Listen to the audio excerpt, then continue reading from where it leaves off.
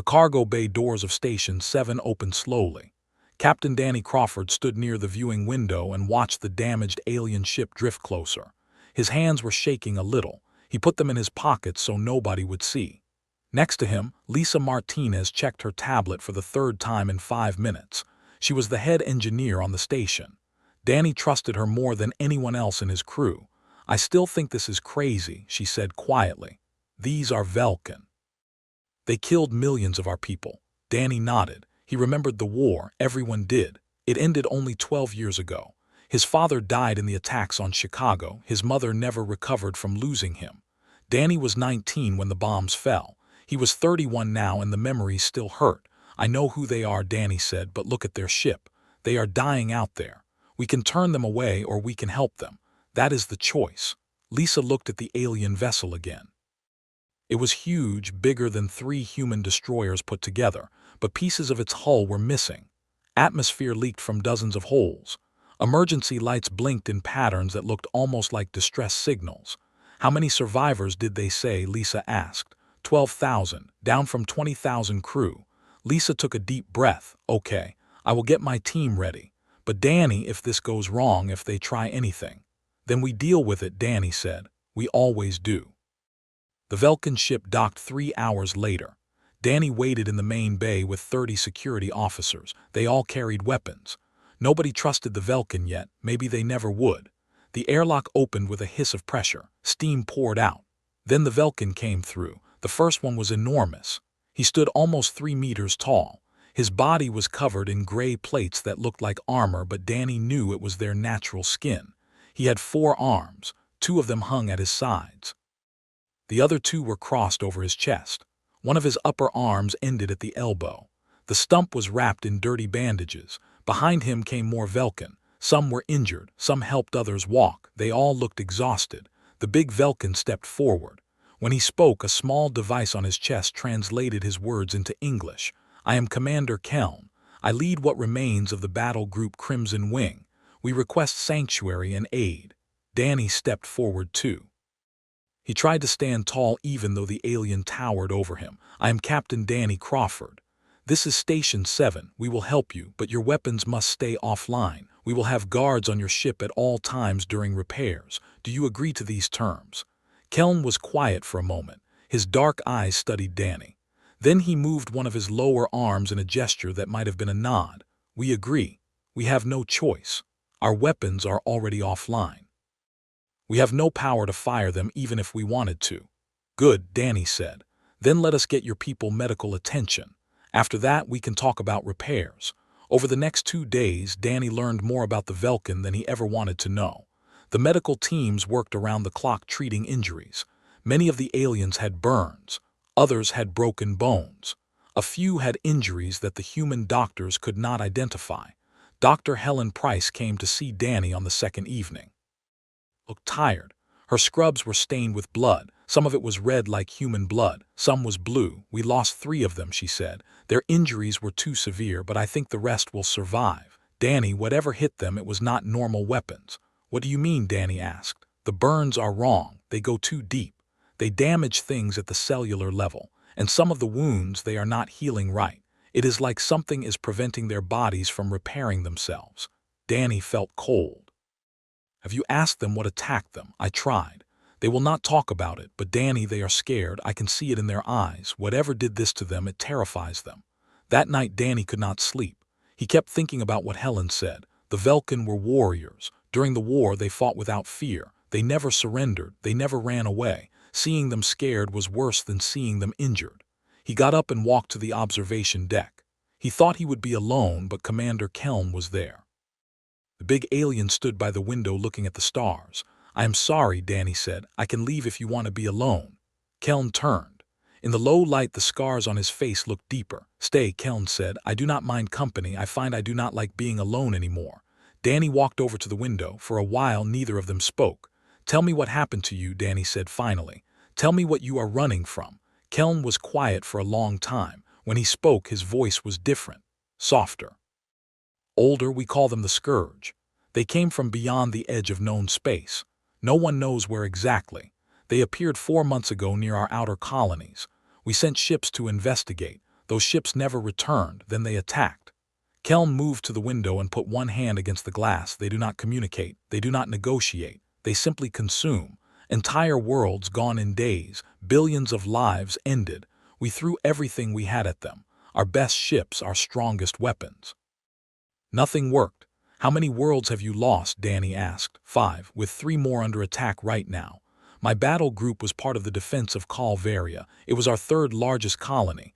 8 billion Velkin lived there. Danny noticed Keln used the past tense. What happened? We lasted 6 hours. The Scourge broke through our defenses. I gave the order to evacuate. We saved maybe 10 million people. The rest, Keln stopped. His shoulders shook once. The rest burned. Danny felt sick. 8 billion people. It was hard to even imagine that many deaths. Why did you come here? Danny asked. Why come to human space? Keln turned to look at him. Because the Scourge is spreading. They will reach your worlds eventually. I thought your people should know. I thought maybe together we could find a way to fight them. And because, Keln continued, nowhere else was safe. The Scourge tracks fleeing ships. They follow refugees. Coming here was the only way to keep my people alive a little longer. Danny felt the weight of those words. You brought them here, you led them to us. Keln met his eyes. Yes, I am sorry, but they would have found you anyway. At least this way you have warning. At least you have time to prepare. How much time? Danny asked. Keln did not answer. He did not need to. The look in his eyes said everything. The next morning, Danny called a meeting with his senior staff. Lisa was there. So was Chief of Security Marcus Webb, Communications Officer Kevin Chen, and Dr. Helen Price. Danny told them everything Keln had said. When he finished, the room was silent. Marcus spoke first. He was a big man with gray hair and a scar across his jaw from the war. We need to contact Earth immediately. Get military support out here. If what the Velkin says is true, this station is not enough.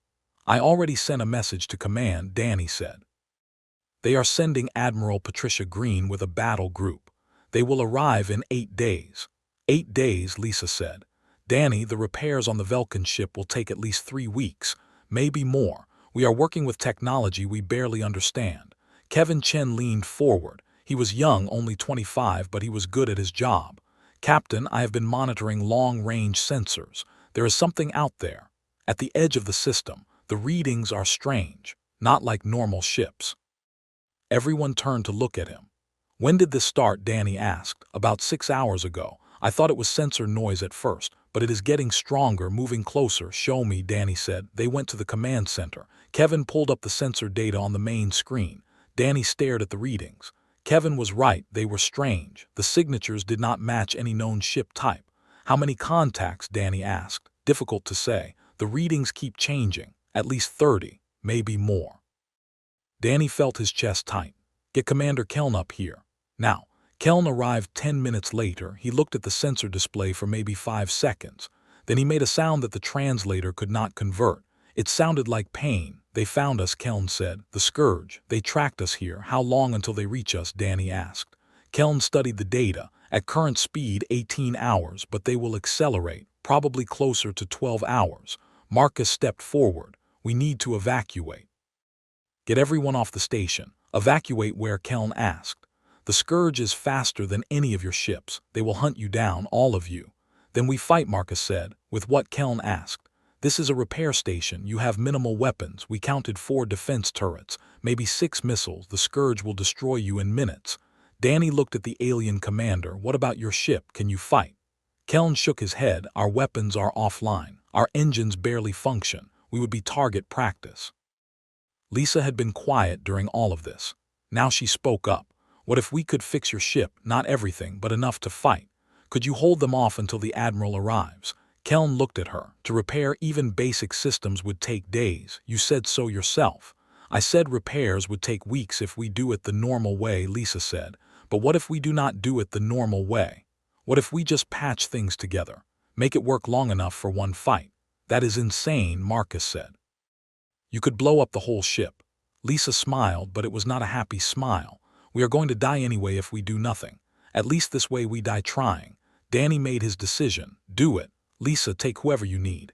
Commander Keln, give her full access to your ship and your engineers. Work together, make that ship fly. Keln studied Danny for a moment. Then he moved all four of his arms in a gesture of respect. "You are either very brave or very foolish, Captain Crawford." "Probably both," Danny said. "Now move, we are on a clock." The next 12 hours were chaos. Lisa organized the engineering teams into groups. Some worked on the Velkin power systems, others tried to repair the weapons. A third group focused on engines and shields. The Velkin and humans worked side by side. At first it was awkward. The two species had been enemies for so long, but as the hours passed, something changed. They started to communicate better, started to understand each other. Lisa found herself working next to a Velkin engineer named Vera. She was smaller than most Velkin, only about 2 meters tall. Her skin had a blue tint instead of gray. "This coupling is wrong," Vera said. "The power flow will create feedback. It will burn out in minutes." Lisa looked at the connection. Vera was right, but there was no time to do it properly. "What if we add a regulator here?" Lisa said, pointing. "Route the excess through the secondary systems. It will not be perfect, but it might work." Vera considered it. "That is," she paused, "that is actually clever. Your people are good at improvising. We have had a lot of practice," Lisa said. "When you are always the weaker side, you learn to be creative." Vera made a sound that might have been a laugh. "I'm beginning to see why Commander Kelm wanted to come here. Your species is interesting." In the command center, Danny watched the Scourge fleet get closer. Kevin kept updating the sensor data. The numbers were bad and getting worse. 43 contacts confirmed, Kevin said, all heading straight for us, current speed increasing. Estimate contact in 4 hours, 4 hours. Danny felt the weight of it, not enough time to evacuate, barely enough time to finish repairs, and then what? Could one damaged Velkin ship really hold off 43 enemy vessels? He opened a channel to Lisa. "How are we doing?" Her voice came back tired but determined. "We have power to 3 of the main weapon systems. Engines are at maybe 40%. Shields are online but weak." "Danny, this ship will not win a straight fight." "It does not have to win," Danny said. "It just has to survive until help arrives. The Admiral will be here in 6 days. 6 days is a long time when someone is shooting at you," Lisa said. "Then we better make sure they have a hard time hitting us," Danny said. 2 hours before the Scourge arrived, Danny called everyone to the main briefing room. Humans and Velkin packed in together. There was barely room to stand. Danny stood at the front with Commander Kelm beside him. "In about 2 hours we are going to be in a fight for our lives," Danny said. "The enemy is stronger than us. They have more ships, better weapons. By every logical measure we should not survive this." He paused and looked around the room, but logic has never been humanity's strong point. We do not win because we are stronger. We win because we refuse to quit. We adapt. We improvise. We find ways to survive that nobody expects. Kelm stepped forward. He spoke in his own language first, then switched to English so everyone could understand. "My people came here as refugees, broken, defeated. You could have turned us away. Many would have. Instead, you helped us, worked beside us, trusted us even though we were once enemies." Kelm raised all 4 of his arms. "Now we fight together, not as Velkin and humans, but as warriors defending what we value, our lives, our homes, our future." A cheer went up from the crowd, humans and Velkin together. Danny felt something shift in that moment, something important. Lisa came over to him as people filed out to their stations. "Nice speech," she said. "Think it will help?" Danny asked. "Maybe. Or maybe we all die anyway, but at least we die knowing we tried." Danny smiled despite everything. "You always know how to make me feel better." Lisa punched him lightly on the shoulder. "That is what friends are for." 1 hour before contact, the Velkin ship undocked from the station. It moved slowly, carefully. Danny could see the patches and emergency welds all over its hull, but it moved. That was something. Kelm commanded the ship from his bridge. Danny stayed on the station with his crew. They had activated every weapon the station had. It was not much, but it was better than nothing. Kevin tracked the approaching fleet. "All stations report ready," he said. Danny opened a channel to the Velkin ship. "Commander Kelm, are you ready?" "As ready as we will ever be, Captain Crawford. My weapons are online, shields are holding, engines respond to commands." "Your engineer Lisa did impossible work." "She usually does," Danny said. "Good luck, Commander, and to you, Captain." Then the Scourge arrived. Danny had seen ships from many different species.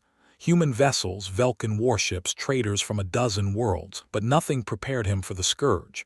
They were not built, they were grown. Organic structures that pulsed with light.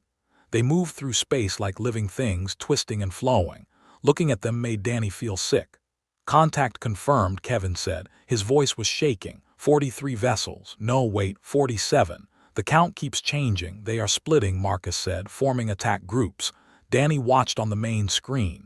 The scourge ships moved with eerie coordination. No communication that sensors could detect. They just knew what to do. "All weapons target the lead vessels," Danny ordered. "Fire when ready." The station turrets opened fire. Missiles streaked across space. On his screen, Danny saw the Vulcan ship unleashing its own weapons, beams of purple energy that lit up the darkness. Some shots hit.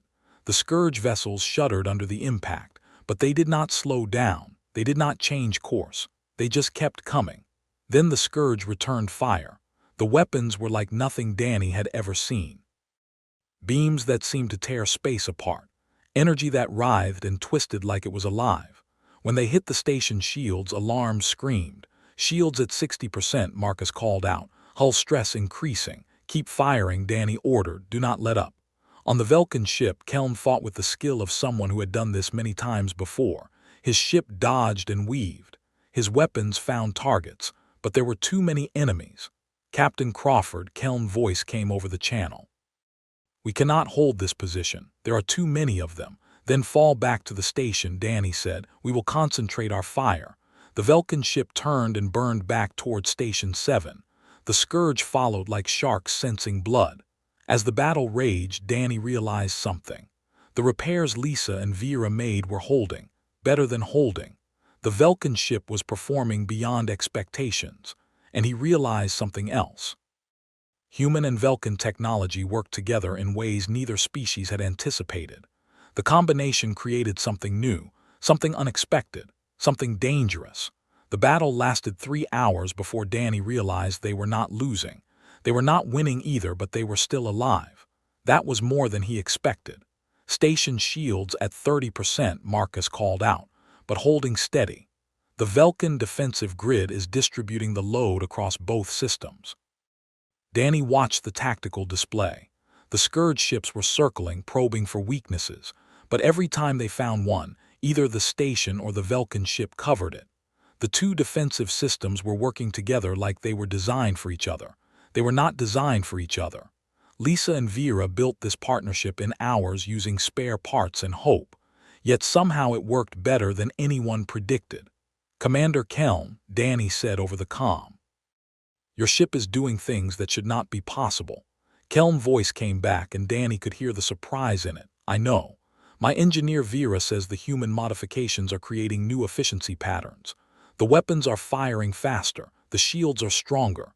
Captain Crawford, I do not understand how, but your technology is making ours better." Lisa came running into the command center. Her face was covered in grease and her hands were burned, but she was smiling. "Danny, I figured it out. The Vulcan power systems operate on harmonic frequencies. Our systems use brute force. When you combine them, the harmonics amplify our power output while our systems stabilize their harmonics. It is like two different musical instruments playing together and making something better than either could alone. "Can we do more with this?" Danny asked. "Can we weaponize it?" Lisa looked at the tactical display. "Maybe. If we link our weapons directly to their power grid, we might be able to create a feedback pulse. It would be a one-time shot.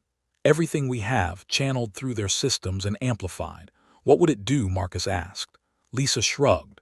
"Honestly, I have no idea. It might destroy a few scourge ships. It might destroy us. It might do nothing at all, but if we are going to try it, we need to do it soon. Our power reserves are dropping." Danny thought about it for maybe 10 seconds. Then he opened the channel to Kelm. "Commander, we have an idea. It is dangerous and it might kill us all. Want to try it?" Kelm made that sound again that might have been laughter. "Captain Crawford, I am beginning to like the way your species thinks. Tell me what you need." It took 40 minutes to set up the connection. Lisa worked on the station side while Vera coordinated from the Vulcan ship. They ran cables and rerouted power systems. Kevin monitored the scourge fleet, which was regrouping for another assault. We are running out of time, Kevin said. They are forming up. Looks like they are going to hit us with everything at once. How long until they attack? Danny asked. 5 minutes, maybe less. Danny looked at Lisa. She was connecting the last cable, her hands moving fast. Lisa, he said, almost there, almost got it. The connection is live. Danny, we are linked to the Vulcan power grid. Danny opened the channel. Commander Keln, are you ready? All power is routed to the connection point. Vera says the harmonic resonance is building. Captain, whatever we are going to do, we should do it now. Danny took a breath. All stations prepare for weapons discharge on my mark. 3, 2, 1, mark. Every weapon on the station fired at once. Every weapon on the Vulcan ship did the same, but instead of separate attacks, the energy flowed together. It merged in the space between the two vessels, amplified by the harmonic frequencies, stabilized by human engineering. The result was a beam of pure white energy that cut across space like a blade. It hit the lead Scourge ship and kept going. Through the first vessel, through the second, through 6 more ships in a perfect line. Where it touched, the organic hulls simply ceased to exist.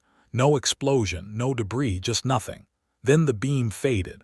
Alarms screamed on the station. Lights flickered. The power grid crashed. Report, Danny shouted. Marcus worked his console in the emergency lighting. Main power is offline. Weapons are down, shields are gone, we are running on backup generators only. The Vulcan ship, Danny asked. Kevin checked his sensors, they are dark too, no power signature. No shields, Captain, we are both sitting ducks. And the Scourge, Danny asked quietly. Kevin looked at his screen, then he looked again. Captain, 7 of their ships are gone, just gone. No wreckage, no nothing. The remaining ships are, he paused, they are pulling back, they are leaving. The command center was silent. Everyone stared at the tactical display. The Scourge fleet was indeed retreating, moving away from the station at high speed. Why, Marcus asked. Why are they leaving? They could finish us right now. Danny thought about it. Because we scared them. We hit them with something they did not expect. Something they could not defend against. They are retreating to figure out what happened. Lisa stumbled into the room. She looked exhausted. How long until they come back? No way to know, Danny said. How long until we get power back? Lisa sat down hard in a chair. Hours, maybe a full day. We burned out half our systems with that shot. It will take time to repair. Then we better get started, Danny said. Kevin, keep monitoring for any sign they are coming back. Marcus, get damage control teams working. Lisa, rest for 10 minutes, then do what you do best. What about the Vulcan ship? Kevin asked.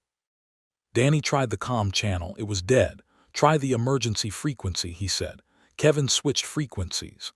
After a moment, Keln's voice came through, faint and crackling with static. Captain Crawford, are you alive? Barely, Danny said. Your ship? Also barely. We have no main power. Life support is on emergency backup. But Captain, what we did, that weapon, I have never seen anything like it. In 10,000 years of Vulcan history, we never created anything with that much power. Neither did we, Danny said. Commander, can your ship make it back to the station? We can share our life support while we repair both vessels. There was a pause.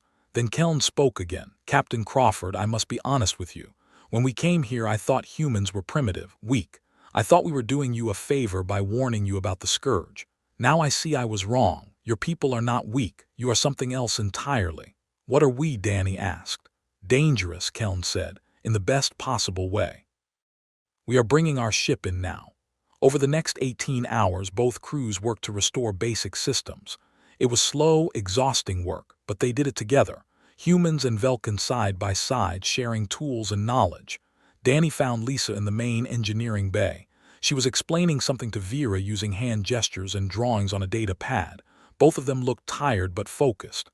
How is it going? Danny asked. Lisa looked up. Good, actually. Vera and I have been talking. That weapon we created, we think we can do it again.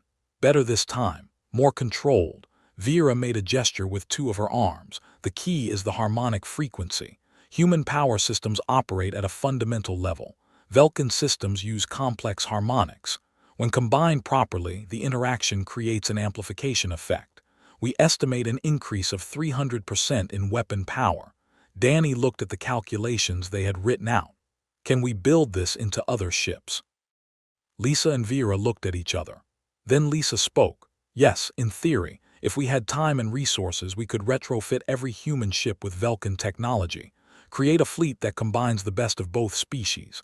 How long would it take? Danny asked. Months, Lisa said. Maybe years to do it properly. We do not have months, Danny said quietly. A warning siren interrupted them. Kevin's voice came over the station-wide comm. Captain to the command center immediately. We have incoming ships. Danny ran. When he reached the command center, Kevin was at his station looking at the sensors. The Scourge, Danny asked. Kevin shook his head. No, these are human ships. Captain, it is Admiral Patricia Green. She is early. Relief flooded through Danny. How many ships? 32 capital ships, 53 destroyers and frigates. Captain, the Admiral brought the entire Third Fleet. Danny opened a channel. Admiral Green, this is Captain Crawford. It is good to see you. A woman appeared on the main screen. She was in her 50s with short gray hair and sharp eyes. She wore the uniform of a fleet admiral, Captain Crawford. When we received your message about the Scourge, Command decided to accelerate our deployment. We pushed our engines hard to get here early. From the damage I am seeing on your station, we were almost too late. We held them off, Danny said, with help from our Vulcan guests. The Admiral looked past Danny at something off-screen. The Vulcan warship docked to your station. Captain, are you sure that is wise? Relations with the Vulcan are still fragile. Admiral, without the Vulcan, everyone on this station would be dead. And I have something important to show you, something that changes everything. 2 hours later, Admiral Green came aboard Station 7. She brought her senior officers. Danny met them in the briefing room with Commander Keln, Lisa, and Vera. The Admiral looked at Keln for a long moment. She had fought in the war. She lost people too. Danny could see the old anger in her eyes, but she was professional. Commander Keln, I have read the reports about the Scourge. If even half of what you say is true, we face a serious threat. Keln stood at his full height. All of what I said is true, Admiral. The Scourge has destroyed 5 Vulcan worlds. They will destroy yours too if we do not stop them. We, the Admiral said. You speak as if we are allies. Are we not? Keln asked. The Scourge does not care about our past conflicts. To them, Vulcan and humans are equally consumable. Admiral, Danny said, let me show you something. He played back the recording of the battle. The Admiral and her officers watched in silence as the combined weapon fired, destroying 7 Scourge ships in one shot. When it finished, the room was quiet. How? The Admiral asked. Lisa stepped forward. We combined human and Vulcan technology. Our systems provide stability and raw power. Their systems provide harmonic amplification. Together, we created something neither species could build alone. Vera added, the effect is repeatable. With proper integration, any human ship could be upgraded with Vulcan technology. The power increase would be substantial. One of the Admiral officers spoke up. He was a younger man with the insignia of a fleet captain. This could change the balance of power in the entire sector. If we equipped our fleet with this technology, we would be the strongest military force in known space. Danny saw where this was going. Admiral, that is not the point. Then what is the point, Captain? The Admiral asked. The point is survival. The Scourge is coming for all of us. This technology gives us a chance, but only if we use it together. Keln spoke up. Captain Crawford is correct. The Vulcan Empire is broken. We cannot defeat the Scourge alone, but together perhaps we have a chance. The Admiral looked between Danny and Keln. You are asking me to trust the Vulcan, to share our technology with them, to work together. No, Danny said, I'm asking you to look past our history and see the future. A future where humans and Vulcans stand together against a common enemy. Is that not better than dying apart? The Admiral was quiet for a long time. Then she turned to her officers. Leave us, I need to think. When they were alone, the Admiral sat down. She suddenly looked very tired. I lost my son in the war, she said quietly. He was 23, a pilot. His ship was destroyed over New Seattle. They never even found his body. I am sorry, Keln said. I lost family too, my daughter, my mate. War takes from everyone. The Admiral looked at him. For 12 years I have wanted revenge. I wanted to see the Vulcan pay for what they did to us. And now you come here broken and asking for help. Part of me wants to turn you away, to let the Scourge finish what we could not. I understand, Keln said. But the Admiral continued, my son did not die so I could hold on to hate. He died believing in something better, a future where species could live in peace. I hated that idealism. I thought it was naive. Maybe I was wrong. She stood up and looked at Danny. Captain Crawford, you have shown remarkable judgment in this situation. I am approving the technology sharing. We will work with the Velkin to upgrade our fleet. But there are conditions. Name them, Keln said. First, we share everything. No secrets. No hidden weapons. Second, this is a partnership of equals, not humans helping Velkin or Velkin helping humans. Third, when this war is over, we sit down and write a real peace treaty, one that lasts. Keln moved all four arms in a gesture of agreement. These terms are acceptable. Good, the Admiral said. Then let us get to work. How long will it take to upgrade one of my ships? Lisa thought about it. With the full cooperation of Velkin engineers, maybe 4 days for a basic integration, longer for full optimization. We do not have time for optimization, the Admiral said. Do the basic integration on 10 ships. We will test them in combat and refine from there. Over the next week, the station became a hive of activity. Velkin engineers worked on human ships. Human technicians learned Velkin systems. The cultural barriers began to break down as both species focused on the common goal.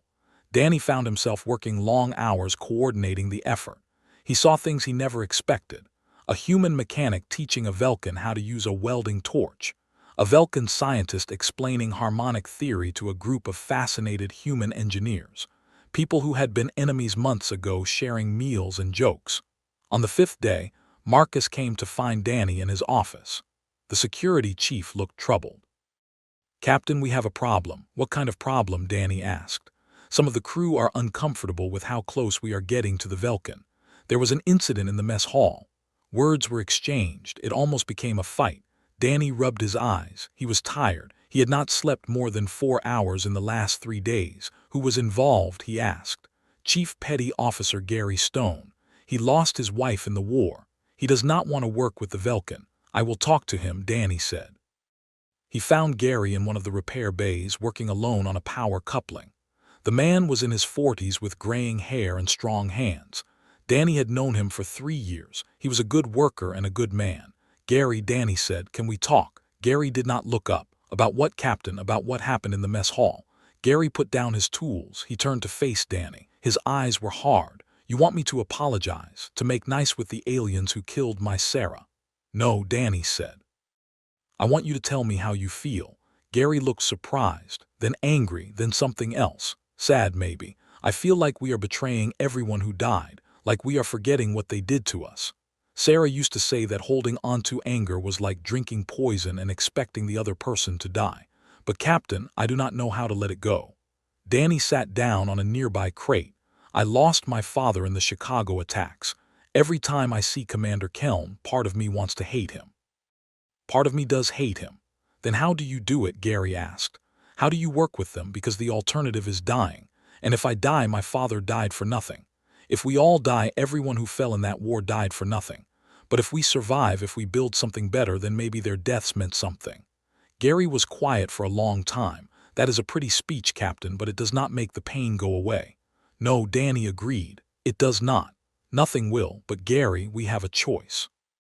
We can hold on to our pain and let it destroy us, or we can use it to build something worth fighting for. Gary picked up his tools again. I will think about it, Captain. That is all I can promise. That is enough, Danny said. On the 7th day, the first upgraded ships were ready. Admiral Green chose 10 vessels for the initial test. They ran through combat simulations first, testing the new systems in controlled conditions. The results exceeded expectations. Weapon power increased by an average of 280%. Shield strength improved by 150%. Engine efficiency went up by 40%. Lisa was ecstatic. She and Vera had become close friends over the week. Danny often saw them working together, their different approaches to engineering creating solutions neither could have found alone. We did it, Lisa said. We actually did it. These ships are more powerful than anything either of our species has ever built. The Admiral was more cautious. The simulations are one thing, combat is another. We need to test these ships in real conditions. She did not have to wait long. Kevin's voice came over the comm system, urgent and scared. All stations alert. Scourge fleet detected. Multiple contacts at the edge of the system. They are heading this way. Danny reached the command center at the same time as the Admiral. Keln was already there, having been working with the human tactical officers. How many? The Admiral asked. Kevin checked his sensors. Over 100 ships, maybe more. Captain, this is 3 times larger than the first attack. They learned from the first battle, Keln said. They are coming with overwhelming force. The Admiral looked at the tactical display. We have 85 ships, 10 with the new technology. The rest are standard vessels. Against 100 Scourge ships, we are outmatched. Then we even the odds, Danny said. Admiral, we need to upgrade more ships. Now, we do not have time, the Admiral said. They will be here in 6 hours. Lisa came running in. She had been listening over the comm. Admiral, if we do emergency installations, if we cut every corner and skip every safety check, we might be able to upgrade another 20 ships in 6 hours, might the Admiral said. Definitely maybe, Lisa said. It is risky. Some of the systems might fail. Some might explode, but it is better than nothing. Vera appeared on the comm screen from the Vulcan ship. We can help. Send us your ships. We will work from both stations simultaneously. Between us, we might upgrade 30 vessels. The Admiral made her decision quickly. Do it. All available ships report to either Station 7 or the Vulcan vessel for immediate upgrades. Everyone else prepare for battle. The next 6 hours were the most intense of Danny life. Ships cycled through the station in a constant stream. Engineering teams worked without breaks. Mistakes were made and fixed. One ship had a power overload that nearly destroyed it. But they kept going. Danny walked through the station, watching humans and Vulcan work side by side. He saw Gary Stone helping a Vulcan engineer lift a heavy power core. He saw tears on the man's face, but he was working. When the Scourge fleet arrived, they had managed to upgrade 28 ships. Not as many as they hoped, but more than they thought possible. The Admiral stood on the bridge of her flagship with Danny beside her. Keln was on the screen, commanding from his restored vessel. All ships, the Admiral said, this is it. We either stop them here or they roll over us and reach Earth. Remember your training, trust your ships, trust each other, and show these things why you do not mess with humans and Vulcan. The Scourge fleet came in fast. They had learned from the first battle. They spread out, making themselves harder to hit with area weapons. They used hit and run tactics, but they had not counted on one thing. Humans and Vulcan were not the same species they fought before. They had become something new, something better, and together they were going to prove that Earth did not just promise repairs. They built a weapon, but not the kind anyone expected.